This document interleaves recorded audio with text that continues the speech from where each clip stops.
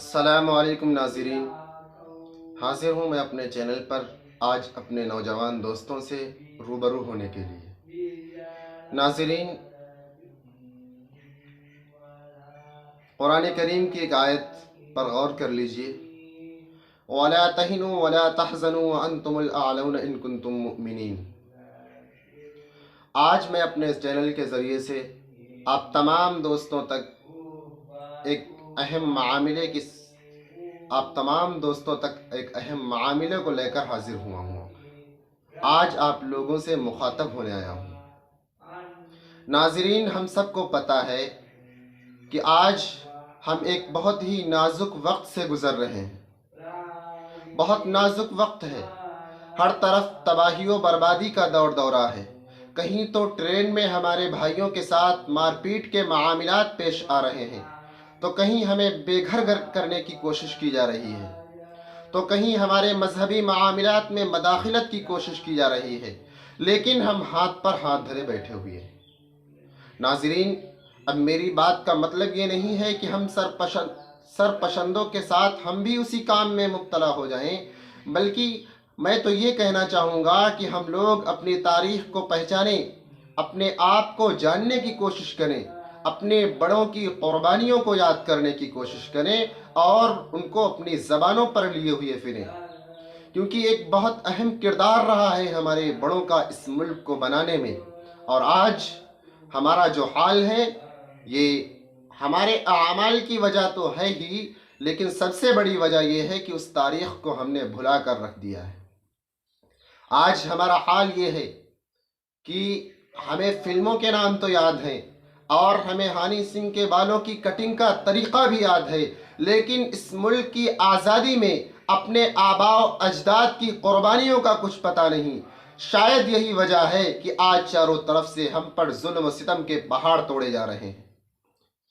تاریخ کے صفحات اس بات پر گواہ ہیں کہ آزاد ہندوستان کی بنیادیں ہمارے ملک کی آزادی، قوم و ملت کی پاسبانی میں شہید ہونے والے مسلم جانبازوں کی لاشوں کے اوپر قائم ہے۔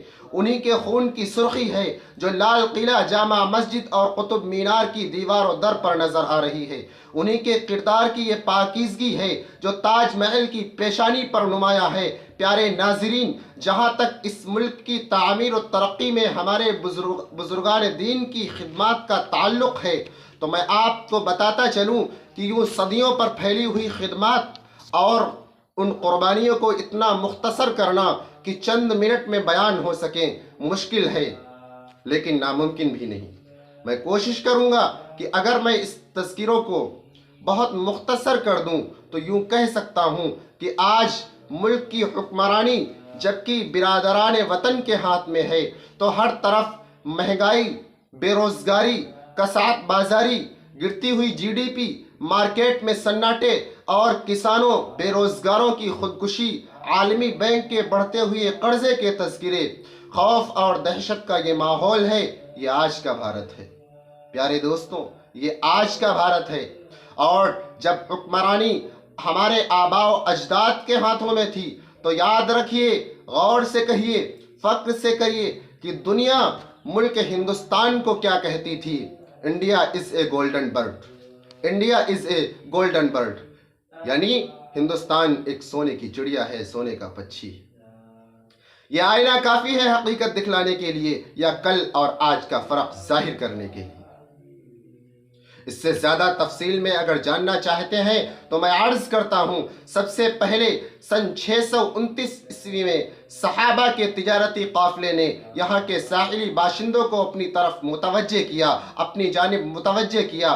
پھر سن 710 میں محمد ابن قاسم نے یہاں کے دبے کچلے اور پسماندہ لوگوں کو انسانی مساوات کی ایک جھلک دکھلا کر اسلام سے مانوس کیا، اور پھر سن 1000 میں محمود غزنوی نے اس پرچم کو اور بلند کیا، اور پھر شہاب الدین غوری نے اس کو عروج عطا کیا، اور پھر اولیاء اللہ کا پیارا دور شروع ہوا۔ خواجہ معین الدین چشتی اجمیری رحمت اللہ علیہ اور ان کے جلیل القدر خلفاء نے ہندوستان کے چپے چپے پر نور معرفت کے جلوے بکھیر دیے۔ ناظرین، اور پھر مغلوں نے ہندوستان کو اپنی خدمات دی۔ 16 لاکھ اسکوائر مائل پر پھیلے ہوئے ہندوستان کو ایک خاندان اور ایک پریوار کی طرح بنا کر دکھلا دیا۔ ناظرین، آپ اندازہ لگا لیجئے کہ ہمارے بزرگوں نے ہندوستان کو کس خوبصورتی سے سجایا ہوگا کہ ہندوستان کو دنیا لالچ بھری نگاہوں سے دیکھ رہی تھی۔ یہاں تک کہ ایک مکار، عیار اور لالچی قوم نے تجارت کے بہانے یہاں آ کر یہاں کی سیاست، اس ملک کی سیاست اور حکومت پر قبضہ کر لیا۔ یہاں کے حسن و جمال، سیم و زر، لال و گہر سے بھرے ہوئے خزانے خالی کر دیے۔ انگریزوں نے اقتدار، حکومت، سلطنت، بادشاہت مسلمانوں کے ہاتھوں سے چھینے تھے۔ کس کے؟ مسلمانوں کے۔ یہ حقیقت ہے کہ انگریزوں نے اقتدار، حکومت، سلطنت اور بادشاہت جب چھینا تھا تو وہ مسلمانوں کی حکومت تھی اس ہندوستان کے اندر۔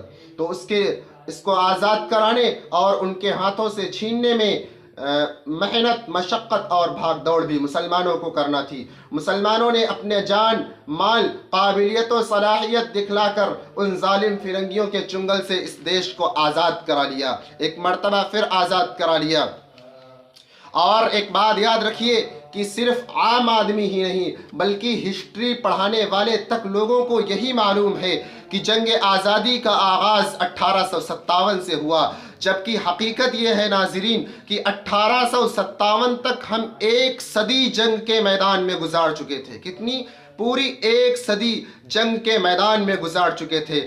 سب سے پہلی جنگ علی وردی خان نے انگریزوں کے خلاف 1754 میں کلکتہ کے ڈائمنڈ ہاربر میں لڑی تھی، پھر 1757 میں مرشید آباد میں لڑی، پھر 1764 میں بکسر کی جنگ، پھر ٹیپو سلطان کی 1784 اور 1792 والی فاتحانہ جنگ ہم نے لڑی۔ اس کے بعد پھر 1799 میں ٹیپو سلطان کی شہادت والی جنگ، پھر 1803 میں شاہ عبد العزیز کے جہاد کا فتویٰ، جب ان پر انگریزوں نے لاکھ کوشش کی، ہر طریقے کے ظلم و ستم کے پہاڑ توڑے کہ اس فتوے کو واپس کر لیجئے، لیکن آپ نہ مانے۔ اس کے بعد سید احمد سعید اور شاہ اسماعیل شہید رحم اللہ کی بالا کوٹ کے میدان میں راجہ رنجیت سنگھ کے مقابل والی جنگ، پھر شہادت جنگ لڑی اور اس کے بعد شہادت ہوئی، پھر 1857 میں شاملی کے میدان کی جنگ ہم نے لڑی۔ 100 بار سنوارا ہے ہم نے اس ملک کے گئے سوئے برہم کو، 100 بار سنوارا ہے ہم نے اس ملک کے گئے سوئے برہم کو، یہ اہل جنوب بتلائیں گے کیا ہم نے دیا ہے عالم کو۔ ناظرین، یاد کر لیجئے اور نوٹ کر لیجئے، یہ ہم کو یاد رکھنے کی چیزیں ہیں۔ اس کے بعد 1919 تک ہم تنہا ہی لڑتے رہے، پھر ہمارے اسلاف نے برادران وطن کو اس جنگ میں اس عہد کے اوپر شامل کیا تھا، ملایا تھا، اپنے ساتھ لے کر آئے تھے کہ جب یہ ملک آزاد ہو جائے گا، جب انگریز لالچی عیار مکار قوم اس ہندوستان سے بھاگ جائے گی تو اس کا آئین جو ہوگا وہ سیکولر ہوگا، وہ ایسا سیکولر ہوگا جس میں ہر دھرم، ہر مذہب کے ماننے والے کو اپنے طور و طریقے سے رہنے کی اجازت ہوگی۔ پیارے دوستوں، جب ہمارے بزرگوں نے اس کو اپنے خون سے سینچا ہوگا تو یہی سوچا ہوگا کہ شاید اب ہمیں اس ملک کو خون دینا نہ پڑے، اس ملک کو اب ہمارے خون کی ضرورت نہ پڑے، کیونکہ اس کے چپے چپے پر ہمارے خون کے قطرے گرے ہوئے ہیں، کبھی کلکتہ کی سرزمین پر تو کبھی پلاسی اور بکسر کی سرزمین پر، کبھی دکن اور میسور کی سرزمین پر، کبھی جلیانوالہ باغ اور شاملی کی سرزمین پر، کبھی بالا کوٹ کی پہاڑی اور کبھی چاندنی چوک کی سرزمین پر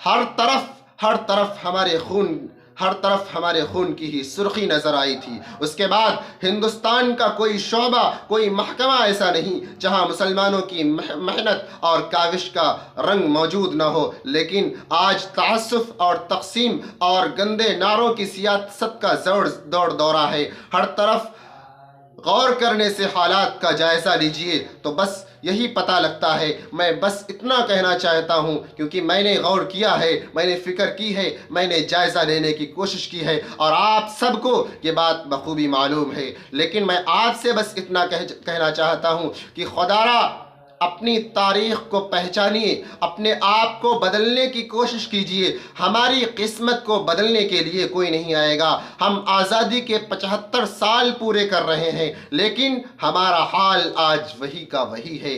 ہم اپنا آخر دنیا خوشی منا رہی ہے اور اس خوشی میں ہم بھی مبتلا ہیں، یہ حقیقت ہے، کیونکہ ہمارے بزرگوں کا خون شامل ہے اس آزادی میں، یہ حقیقت ہے۔ لیکن تاریخ کے اوراق تک کو غائب کرنے کی کوشش کی جا رہی ہے۔ اب ہماری ذمہ داری یہ ہے، ہم نوجوان دوستوں سے مخاطب ہیں، ان سے کہنا چاہ رہے ہیں کہ ہماری ذمہ داری یہ ہے، ہمارا فرض یہ ہے، ورنہ یاد رکھیے گا میدان محشر میں وہ بزرگان دین جو اس دیش کے لیے، اس ملک کی زمین کے لیے اپنی قربانی دے کر چلے گئے ہیں، وہ ہمارا گریبان ضرور پکڑیں گے کہ ہم نے تو تمہارے لیے، تمہارے بہتر مستقبل کے لیے اور اپنے ملک کو آزاد کرانے کے لیے تن من دھن کی بازی لگا دی تھی، لیکن تم نے کیا کیا؟ تو پیارے ناظرین، ہم دنیا اور دین کے ساتھ ساتھ اپنی تاریخ کا بھی مطالعہ کریں، پڑھیں، اور جب کوئی شخص ہم کو پریشان کرے، جب کوئی ہم پر ظلم و ستم کے پہاڑ توڑنے کی کوشش کرے،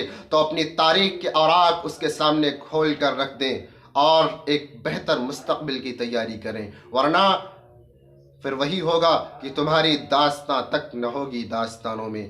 پیارے دوستوں، اگر ویڈیو پسند آیا ہو تو برائے مہربانی میرے چینل کو سبسکرائب کر لیجئے۔ ویسے تو میں اپنے چینل کے ذریعے سے آپ لوگوں تک کم وقت میں مختصر نیوزیں پہنچانے کی کوشش کرتا ہوں، لیکن چونکہ 26 جنوری آ رہی ہے تو میں نے یہ سوچا کہ آپ لوگوں سے مخاطب ہو کر اس طالب علم کی ٹوٹی پھوٹی زبان سے چند باتیں آپ لوگوں کی خدمت میں ہو جائے۔ اللہ تبارک و تعالی سے دعا ہے، اللہ تبارک و تعالی ہمارے سارے بھائیوں کو اپنی تاریخ کے اوپر غور و فکر کرنے اور اپنے بزرگان دین کے طریقوں پر چلنے کی توفیق عطا